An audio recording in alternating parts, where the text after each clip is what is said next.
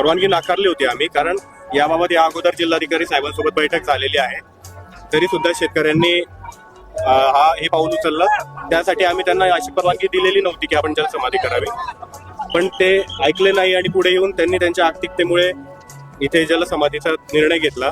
त्यांना कुठलीही जीवितहानी होऊ नये म्हणून आम्ही पुरेपूर प्रयत्न केलेले आहे. सर्व शेतकऱ्यांना बाहेर काढलेलं आहे. याबाबत शासनाला मान्य जिल्हाधिकाऱ्यांच्या माध्यमातून कळवण्यात येईल. पोलिसांच्या माध्यमातून आम्ही जिल्हाधिकारी महोदयांना कळवणार आहे की यांची मागणी अशी आहे आणि आंदोलन तीव्र केलेलं आहे.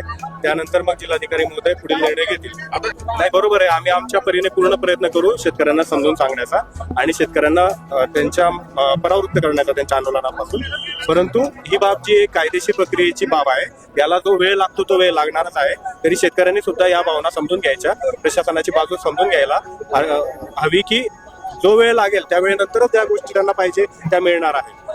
आजच्या आज किंवा उद्याच्या उद्या काही गोष्टी होणार नाही, त्याला काही कालावधी लागेल. तो कालावधीबाबत मान्य जिल्हाधिकारी महोदयांसोबत चर्चा करून लवकरात लवकर त्यांचं म्हणणं कसं मान्य होईल याबाबत त्यांनी प्रयत्न करावे. त्यासाठी आम्ही जिल्हाधिकारी महोदयांना सगळ्या गोष्टी अवगत करणार आहे. आम्ही शेतकऱ्यांच्या त्या भागामध्ये आम्ही गोपनीय आमचे कर्मचारी नियुक्त केलेले आहे आणि आमचा रात्री नाईट पेट्रोलिंगचा जो स्टाफ असतो तो तिथे कायम सतर्कपणे पेट्रोलिंग करत असतो आणि काही सिव्हिल ड्रेसमधले आमचे कर्मचारी तिथे आहे.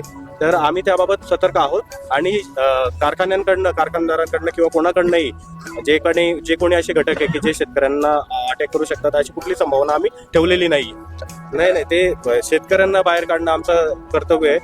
कुठल्याही शेतकऱ्यांची जीवितहानी व्हायला नको हे कर्तव्य भावनामुळे झालं. बाकी काय